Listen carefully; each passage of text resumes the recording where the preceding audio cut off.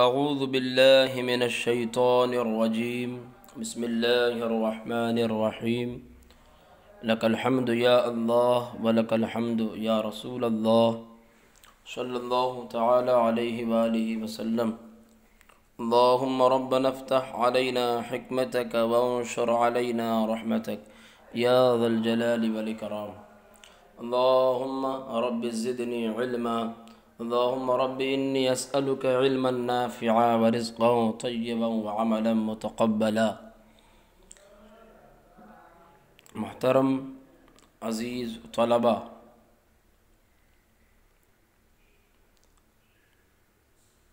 آج آپ کے سامنے ہم ایسی کتاب لے کر حاضر ہیں کہ جس کتاب مقدس کے بارے میں خود اللہ کریم نے ارشاد فرمایا، انا نحن نزلنا الذکر وانا لہ لحافظون، بے شک ہم نے ذکر اتارا اور ہم ہی اس کی حفاظت کریں گے۔ یہاں ذکر سے مراد قرآن مقدس ہے۔ تو کچھ احباب کے اصرار پر قرآن مقدس میں سے ایک مقدس سورت کو لے کر آپ کے سامنے حاضر ہوئے ہیں، جس مقدس سورت کا نام سورہ یوسف ہے۔ سورہ یوسف 12ویں پارے میں ہے اور آج سے ہم اس کی مختصر سی تفسیر اور اس کی صرفی اور نحوی تحقیق کرنے جا رہے ہیں۔ اللہ کی بارگاہ میں دعا کرتے ہیں کہ مولا خیر کے ساتھ مکمل فرمانے کی توفیق عطا فرمائے۔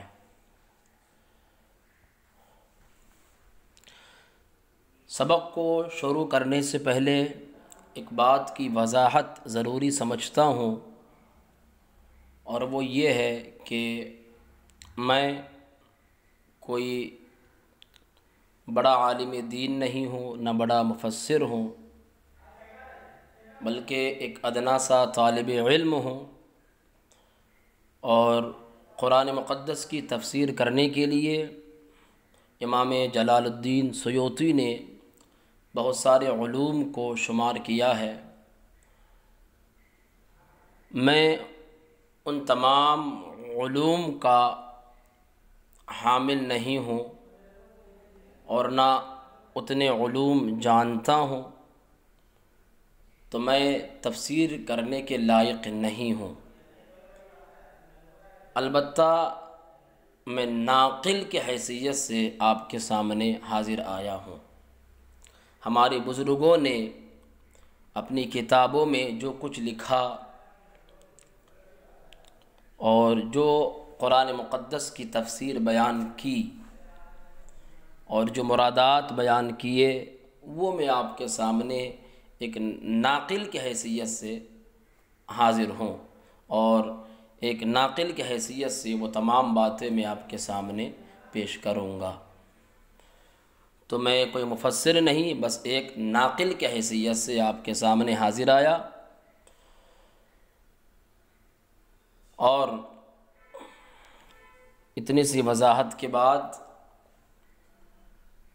ایک بات اور عرض کر دوں کہ اس میں ہماری چونکہ پہلی ویڈیو ہے اور تفسیر قرآن مقدس کی بزرگوں کی کتابوں سے کروں گا۔ آیات کی تفسیر جو آئیں گی تو وہ بزرگوں کی کتابوں سے آئیں گی، خالی میں ناقل ہوں گا، اور جو اس میں صرفی اور نحوی تحقیق ہوگی تو وہ خود میری اپنی ہوگی، اور میں نے ہی اپنے علم کی بنیاد پر جہاں تک مجھ سے ہو سکا میں نے سورہ یوسف کی صرفی اور نحوی تحقیق کی۔ اگر کسی کو کوئی صرفی اور نحوی تحقیق کرنے میں کوئی خامی یا غلطی نظر آئے تو وہ ہمارے یوٹیوب چینل پر کمنٹس میں اطلاع دے سکتے ہیں اور ہمیں باخبر کر سکتے ہیں۔ قرآن مقدس یقیناً اللہ کی عظیم کتاب ہے کہ جو تمام کتب سماویہ پر فوقیت رکھتا ہے اور تمام کتابوں میں افضل ہے۔ اسی قرآن مقدس میں ایک سورت ہے سورہ یوسف۔ اس سورت کا نام سورہ یوسف ہے، اس سورت کا نام یوسف رکھا گیا۔ وجہ اور سبب ظاہر ہے کہ اس سورت میں حضرت یوسف علیہ السلام کے حالات زندگی بیان کیے گئے ہیں۔ اسی مناسبت سے اس سورت کا نام یوسف رکھا گیا۔ حضرت یوسف علیہ السلام کا تذکرہ سورہ یوسف میں مفصل طور پر کیا گیا ہے۔ سورہ یوسف کے علاوہ حضرت یوسف علیہ السلام کا تذکرہ کسی دوسری صورت میں نہیں ملتی، بس سورہ انعام اور سورہ مومن میں خالی حضرت یوسف علیہ السلام کا نام اسم گرامی ملتا ہے،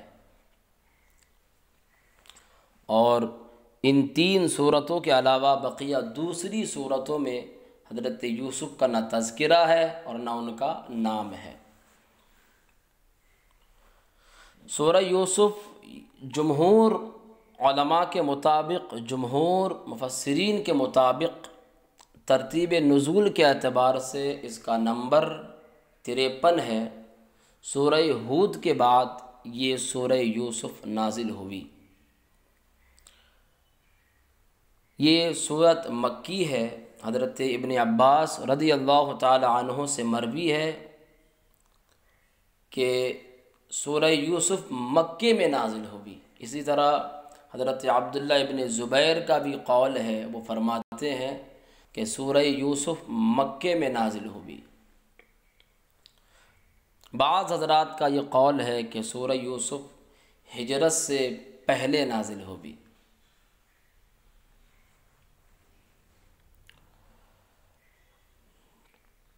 اس سورت کے اندر 12 رکوع ہے، 111 آیتیں ہیں، 1600 کلمے ہیں اور 7166 حروف ہیں۔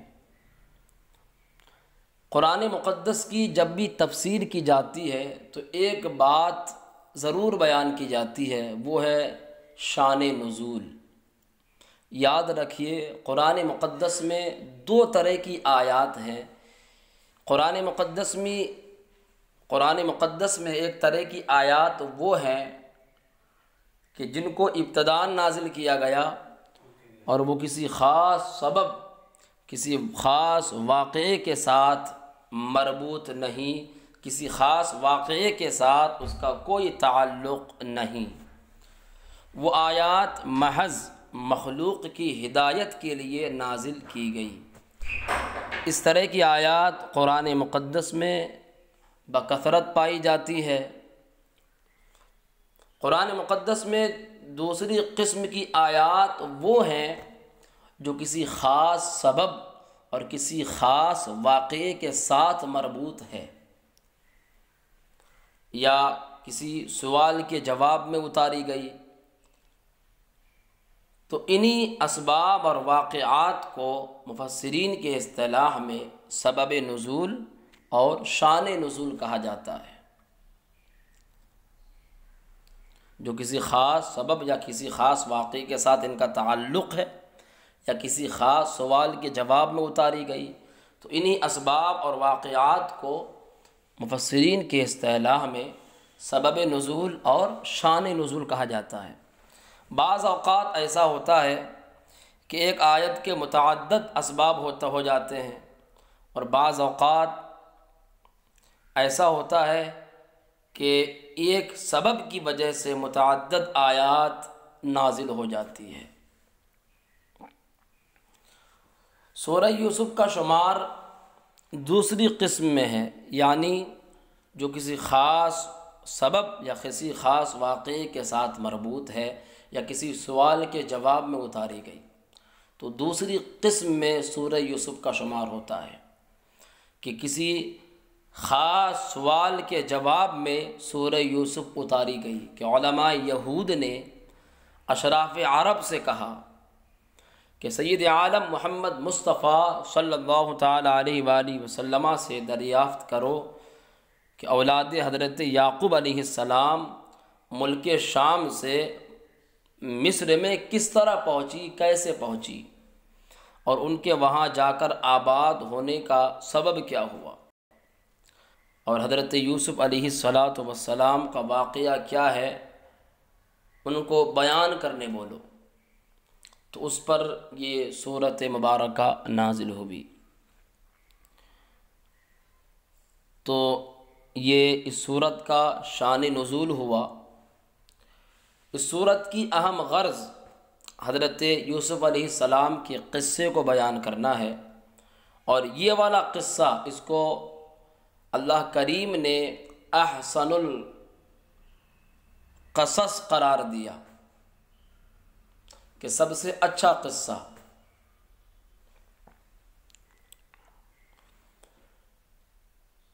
تو اس صورت میں حضرت یوسف کے قصے کو بیان کرنا یہ اصل مقصد ہے کہ ان کے بھائیوں نے حضرت یوسف سے کیسا ظالمانہ سلوک کیا، حضرت یوسف نے ان کے ظلم پر صبر کیا، اللہ تعالیٰ نے ان کے صبر کی ان کو بہترین جزا عطا فرمائی۔ حضرت یوسف علیہ السلام نے ان پر غلبہ پانے کے بعد بھی ان پر کوئی ملامت نہیں کی، ان کو معاف کر دیا۔ اس صورت میں گزشتہ امتوں کی تاریخ بھی ہے، ان کے قوانین اور نظام حکومت کا بیان بھی ہے، ان کی تجارت کے طریقے اور ان کی سزاؤں کا طریقہ، ان تمام کا ذکر اس صورت مبارکہ میں ہے۔ اس صورت میں انتہائی فصیح و بلیغ اور دلچسپ قصے کا بیان ہے، اور ایسے قصے کا بیان ہے کہ جس کی دلکشی اور شیرینی میں انسان مسحور ہو کر رہ جاتا ہے۔ تو یہ تمام باتیں صورت مبارکہ میں موجود ہے، انشاءاللہ جیسی ہی آیات آتی جائیں گی اس کی تفسیر بھی ہوتی جائے گی۔ تفسیر کو شروع کرنے سے پہلے آیات مبارکہ کی پہلے حضرت یوسف علیہ السلام اور حضرت یعقوب علیہ السلام کے بارے میں مختصر خاکہ آپ اپنے ذہن میں بسا لیجیے۔ حضرت ابراہیم علیہ السلام کے دو بیٹے تھے، حضرت اسماعیل اور حضرت اسحاق۔ یہ دونوں بیٹے اللہ تعالیٰ کے مقبول بندوں میں سے ہیں، اللہ کے نبی تھے۔ حضرت ابراہیم علیہ السلام کے سب سے چھوٹے بیٹے حضرت اسحاق علیہ السلام کہ جو حضرت سارہ کے بطن سے تھے۔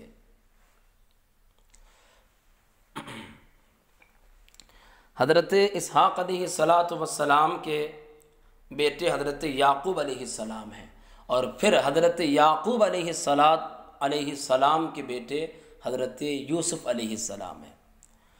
تو حضرت ابراہیم علیہ السلام یہ حضرت یعقوب علیہ السلام کے دادا ہوئے، اور حضرت یوسف علیہ السلام کے پر دادا ہوئے حضرت ابراہیم علیہ السلام۔ حضرت یعقوب علیہ السلام کی ولادت حضرت ابراہیم کے زمانے میں ہو چکی تھی، اور حضرت ابراہیم ہی کے زمانے میں ان کو نبوت سے سرفراز کیا گیا۔ حضرت اسحاق علیہ السلام اپنے بیٹے حضرت یعقوب سے بڑی محبت فرماتے تھے۔ ان کا ایک اور دوسرا بیٹا تھا، ان کا نام عیس تھا۔ ایک مرتبہ یوں ہوا کہ حضرت اسحاق نے ایک دن اپنے بیٹے عیس سے کہا کہ تم مجھے شکار کا گوشت لا کر دو، میں تمہارے حق میں دعا کروں گا۔ تو حضرت یعقوب نے یہ بات سنی کہ ان کے والد گرامی حضرت اسحاق علیہ السلام نے ان کے بھائی اپنے بیٹے حضرت عیس سے اس طرح کہا، تو حضرت یعقوب نے جب یہ باتیں سنی تو عیس سے پہلے شکار کا گوشت لا کر حضرت اسحاق علیہ السلام کو کھلا دیا، اور پھر حضرت اسحاق نے عیس سمجھ کر حضرت یعقوب کے حق میں دعا کر دی۔ جب یہ عیس کو پتہ چلا تو انہوں نے حضرت یعقوب کو دھمکی دی کہ میں تمہیں قتل کر دوں گا، تو حضرت یعقوب بھاگ کر اپنے ماموں کے پاس چلے گئے، اور ان کی ماموں نے اپنی بیٹی کا نکاح حضرت یعقوب سے کر دیا۔ اپنی بیٹی کا نکاح حضرت یعقوب سے کر دیا۔ اب اس بیوی سے 6 بچوں کی ولادت ہوئی، 6 لڑکوں کی ولادت ہوئی۔ پھر یہ بیوی انتقال کرنے پر انہی کی چھوٹی بہن سے نکاح کیا حضرت یعقوب نے، جس کا نام راحیل تھا۔ ان سے حضرت یوسف اور بنیامین کی ولادت ہوئی۔ علماء نے کہا ہے کہ ایک اور تیسری بیوی سے شادی ہوئی حضرت یعقوب کی، اور ان سے 4 لڑکوں کی ولادت ہوئی۔ اس طرح حضرت یعقوب کے کل 12 بیٹے ہوئے، اور حضرت یوسف اور ان کے چھوٹے بھائی بنیامین یہ بیچ کی بیوی سے ہے۔ حضرت یوسف کے چھوٹے بھائی کا نام بنیامین تھا، بعض حضرات اس کو ابن یامین پڑھتے ہیں، وہ درست نہیں۔ لغات حضرات نے کہا ہے کہ یہ صیغہ جو بنیامین ہے یہ اسرافیل کے وزن پر ہے، اسرافیل بنیامین، تو لفظ بنیامین ہے اسرافیل کے وزن پر۔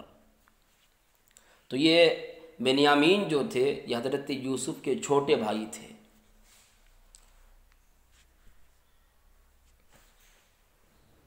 تو یہ مختصر تذکرہ ہوا حضرت یعقوب اور حضرت یوسف علیہ السلام کا، اور ان کے 12 بیٹوں کا، اور قرآن مقدس میں تو تفصیلاً ذکر ہے ہی، میں نے مختصر طور پر آپ کے سامنے پیش کر دیا۔ سورہ یوسف کے بارے میں ایک حدیث میری نظر سے گزری کہ حدیث میں آیا کہ جو سورہ یوسف